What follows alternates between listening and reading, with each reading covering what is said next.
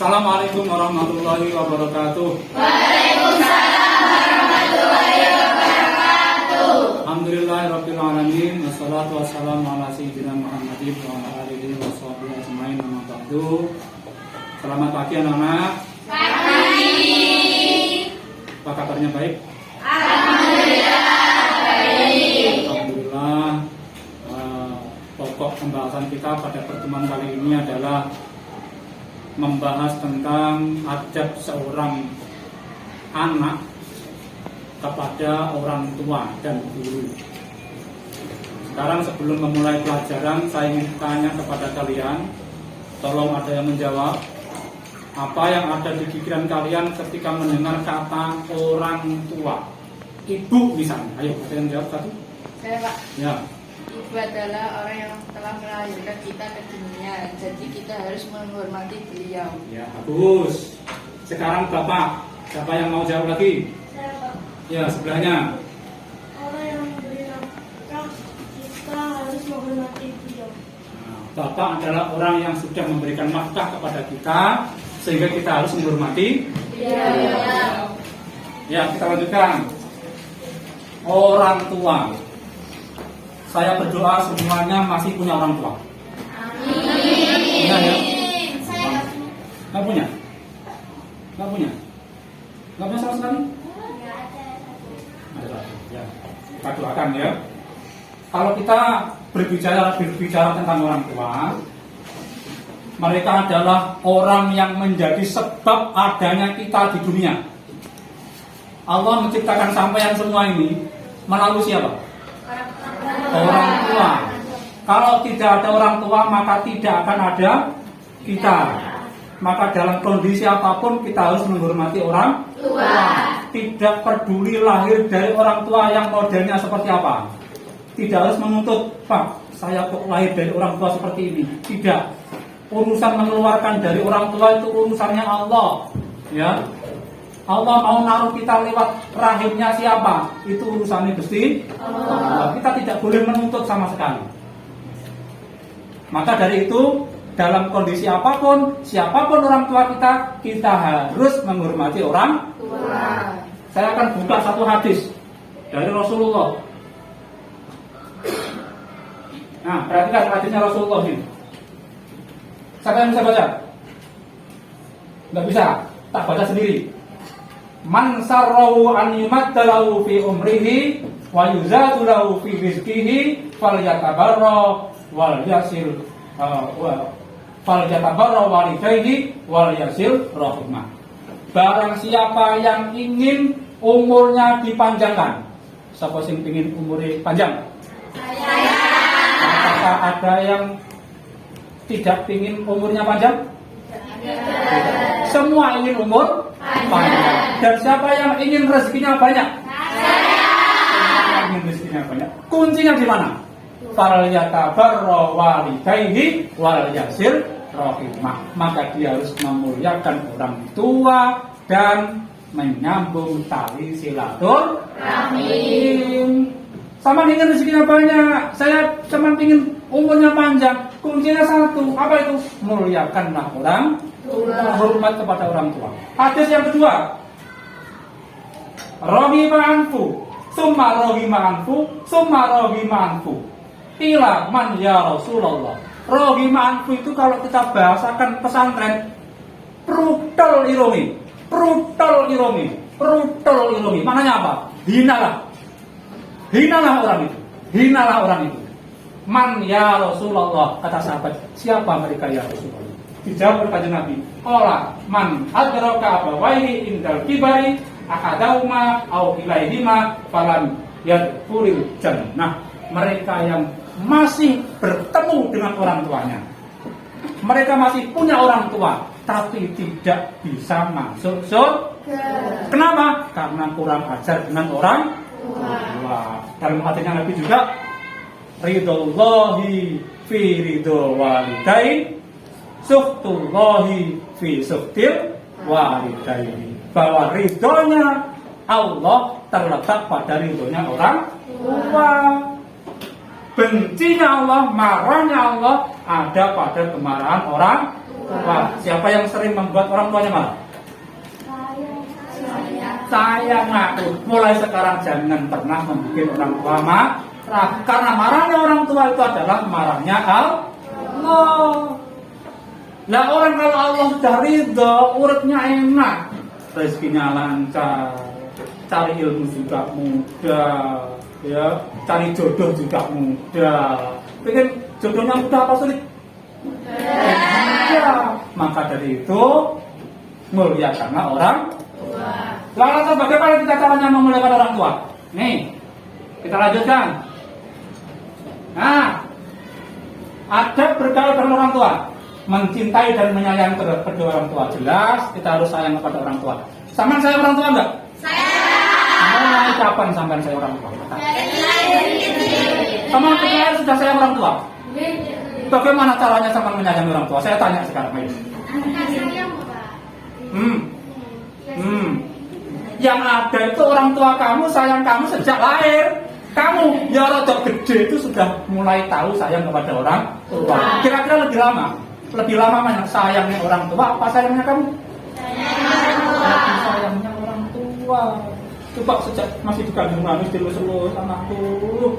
Ngayune nek lama ya sing ganteng lagi itu kan?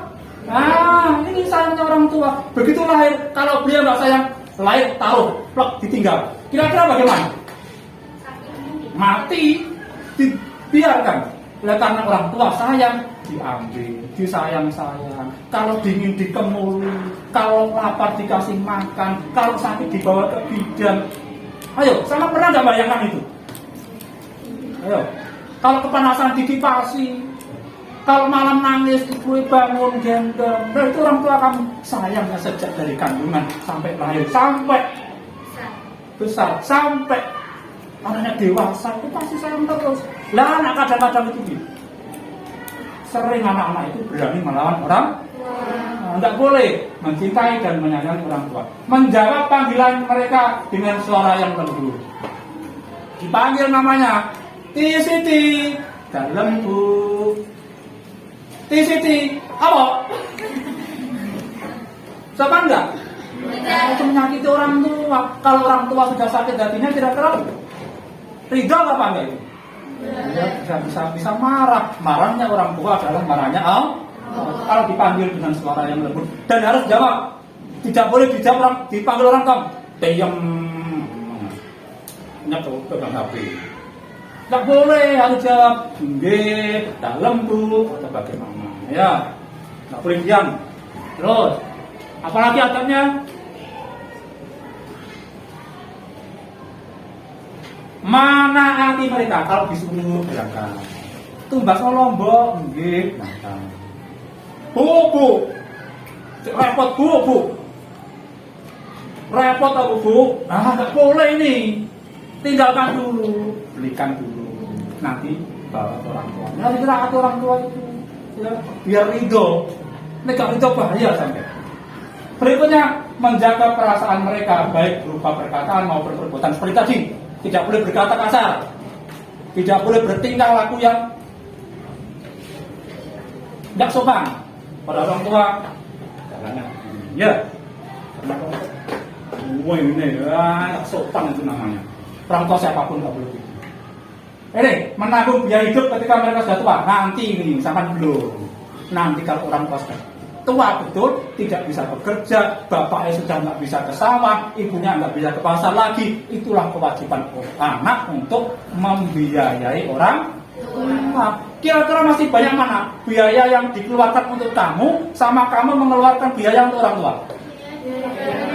Untuk kamu mulai lahirnya pakai biaya itu, bayar bidan dan sebagainya. Nanti kalau pilek berikan obat dan sebagainya.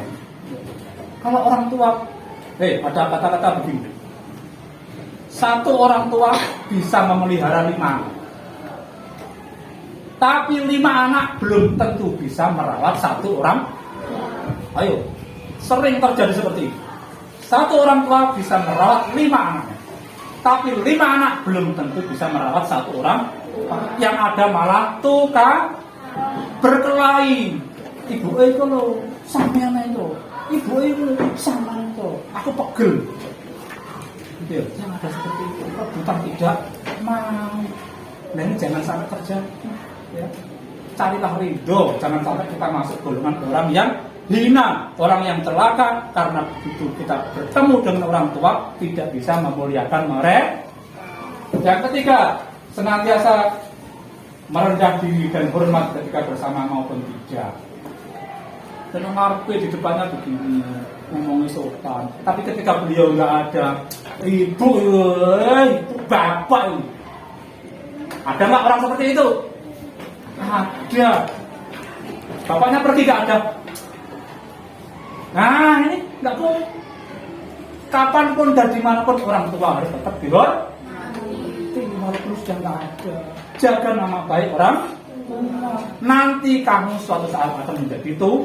Kira-kira kamu kalau tua dibikin anak kamu mau apa enggak? Mau apa enggak? Mau apa enggak? Tidak mau. Makanya sekarang jangan bikin marah, jangan bikin kecewa orang tua. Kalau nanti kamu tua tidak mau dikecewakan oleh anak. Apalagi kewajibannya? Lebih mengutamakan mereka daripada keluarga yang lain. Ini biasanya orang laki-laki. Kalau laki-laki itu kalau sudah menikah, ketemu bojonya, ya, ketemu istrinya. Laki-laki harus tetap mengutamakan ibunya daripada istrinya. Harus itu. Karena ridhonya anak ada di ridhonya orang tua. Orang laki-laki wajib hormat kepada orang tua, seorang istri wajib hormat kepada suami. Sama nggak boleh nuntut suami kok.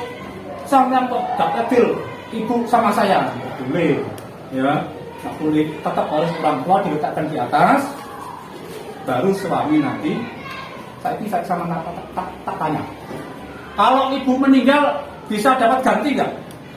Ibu meninggal, saya tak ganti cari ibu lagi, ada nggak?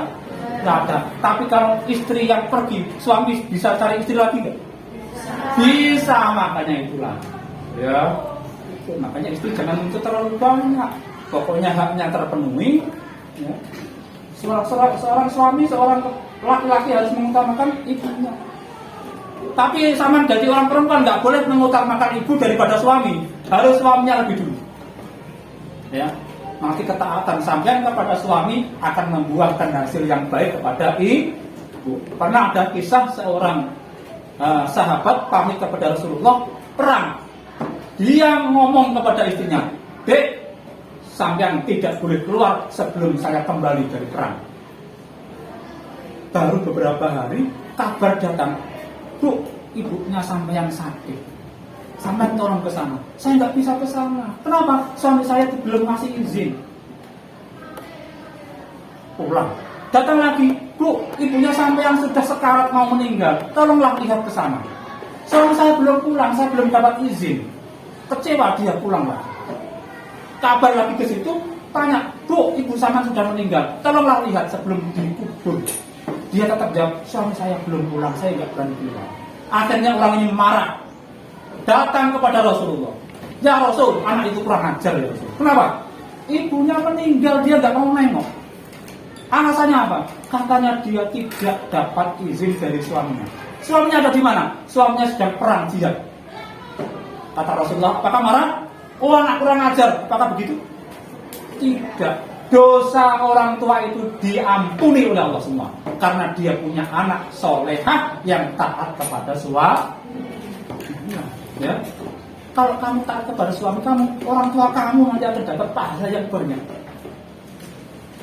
Dosa-dosa ibu itu dimaafkan semua oleh Allah gara-gara dia punya anak yang taat kepada suami. Lah kalau suami taatnya kepada orang tua dulu, baru kepada istri. Terus senantiasa mendoakan mereka baik ketika masih hidup maupun sudah wafat. Selalu doakan. Sama doakan orang tua apa enggak? Betul? Berapa kali mendoakan orang tua? Dia setiap habis sholat, Rabbil firli wali walidayya warhamhuma kama rabbayani shaghira. Selalu doakan itu, kirim Fatihah ila ruhi ummi misalnya ibunya. Kalau mereka masih hidup semua, doakan semoga diberikan kesehatan, diberikan rezeki yang banyak. Itu ya. Jangan orang tuanya dibikin kesel terus gara-gara mandi orang tuanya kesel, ya. Mau korbannya dicek no, dihabiskan. Nah itu enggak. Nah ini adab kepada orang sampai sini ya. Sementara sampai sini. Ada yang tanya? Ada yang tanya? Silakan tanya.